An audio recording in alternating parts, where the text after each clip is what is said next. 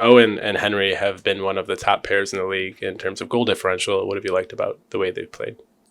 Oh, I like that. I like the stat. That's for certain. But Yoki has gotten better every day from training camp, even from preseason game to preseason game. He's one of those players that you know needed some time to get into a groove and find his groove, and through the process was diligent about where he wanted to be and getting there. And it's those guys have had a growing familiarity with each other, and I think that continues. You guys were so opportunistic in the third period last night. I mean, just how happy were you to see that happen in that game? Because third periods have kind of, been an issue to this point. The fact that we were opportunistic, I was very happy because that's what we talked about after the second period. We don't have to feel good to win a hockey game. There's going to be lots of nights you don't feel good, and we all know that. When you don't, you want to minimize on the other side what comes against you, and be ready for your opportunity. And we were. And, I liked it because that was something we had talked about and the group had talked about in between the second and third. It's a very, very winnable game despite us not playing like we wanted to that point. Are you a better shot blocker this year? It seems like he's been in lanes and blocking more shots. I don't know if that's just my imagination or. I think our group is better. Overall, 5 guys steering the puck and keeping it to situations where we can block it. We're in better position where the other team doesn't have an option. There's no more seam. They're going to shoot, and it's easier for our guys to read. Even last night, you saw Upi. He made it look easy. He read the situation. The guy has very limited shot here, or he has this option and not 2 other options. So this is much more predictable to Upi, and he's so as we evolve as a team, those guys are all picking up patterns as a group of 5 and 6 that bring a lot more consistency to things. We talk so much about growth over the years with Tage, and now he's reached that level offensively. But how is he a different player this year? How is he growing into a different asset this year, maybe in other ways beyond the offense? Well, he is carrying a line, and I think what's happened now is when we've split Tuck, Skinner, and Thompson, they can carry a line now. They can take 2 other guys and say, hey, this is the way we need to play. This is what we need to do, and they're effective and impactful. And so for Tomer, we know those 3 had good chemistry, him, Tuck, and Skinner, and now Tomer, you can shift him pretty much anywhere, and you see that on a penalty kill. He is becoming a very good penalty killer.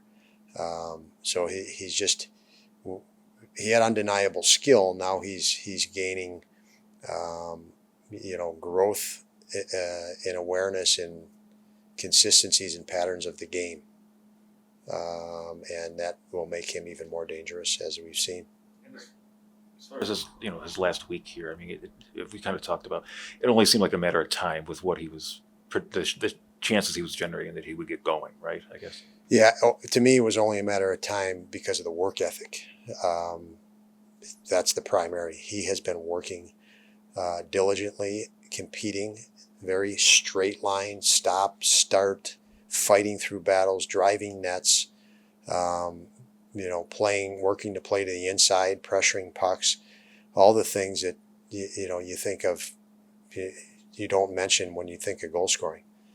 But he's been doing a lot to kind of wear on the opposition through his work ethic. And when you do that and you have that type of talent, and we have enough talent to surround him with more skill, it's inevitable. And it's nice to see.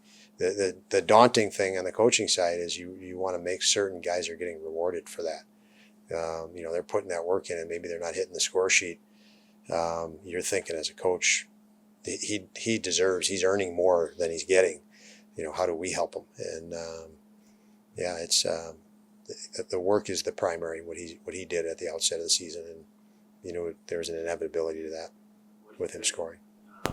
What do you think playing on the penalty kill can do for his defensive game at 5-on-5? a lot just comfort, confidence in situations of, 2-on-1s and pucks to the net and tracking rebounds once they do come to the net to eliminate. He had a backdoor play. It looked like a wide open net for a Philly player on the penalty kill last night. But that was his responsibility, to collapse to the back post to clear pucks out of there, while Upi could just worry about the first shot. So Ukko did not have to worry about the shot that trickled to the back door with the net wide open, because that's Tage's responsibility on that play, the forward collapsing, and it was his stick was right in there and eliminated it. So having to think and process that way. And the essence of that is you learn how to kill plays faster, which means you defend less. And if Tage Thompson has to defend less, it means he's on offense more, and that's what we want. What do you think about his willingness to play that role? Given he's almost a 100-point scorer and obviously has so much offense to give, but his willingness to kill penalties and do kind of that dirty work. What does that say about his leadership? That is an indicator of why he's become great. He's been willing to do that work for years. He has been a guy that comes early to practice on the ice early, stays late, works all summer long. Work is why he's become. So I think people can say, oh my God, this great, talented guy, and they don't understand the years that this guy has worked. So this fits right with him. Working before reward has been his MO for years. When did the idea pop into your head to put him on the penalty kill? We had him there last year in bits and pieces to get acclimated, to learn. We knew we wanted him on there as we wanted Alex Tuck, but these were guys didn't have much experience on it. So last year we're even talking with with the coaching staff. Let's get these guys into it because they have the potential to be very good at it. And it was a long process last year because we weren't very successful on it. But the mission was that we would be successful at some point, and we still have a long way to go. We're not satisfied with it by any means, but the direction has been nice, and we're seeing these guys get. This is more familiar territory for them, so they're executing with a higher proficiency, and there's still a long way to go in that regard, and we'll keep pushing for it because they have such capacity. Have you finally been able to convince Casey what a good shot he has? It seems like he's shooting more. And the goal he scored here, I think he used Benson as a decoy and just rips it by the goaltender. Have you convinced him finally, you know what? You got a great shot, use it? You're trying to give me credit for something that I shouldn't get credit for. No, I mean, you bring it to his attention, but he knows it. And, so I think he's more comfortable and settled in his career. And because of that, he's reading options, specifically shooting and goal scoring options for himself with greater clarity. He's a more confident player. He's a more experienced player. So I think I think it's more of a natural progression than anything that I could take credit for. That's for sure.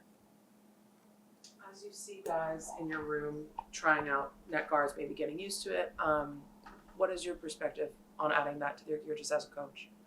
Well, if you're asking me in regard to safety, I would love that there was a solution for neck protection for the players. There's not to the point where all of these guys are saying, boy, here's a solution. It doesn't affect how I feel or what I do. I think all of the protection at this point, players feel different ways with it on. It doesn't feel comfortable or whatnot. Otherwise, they'd all be wearing it.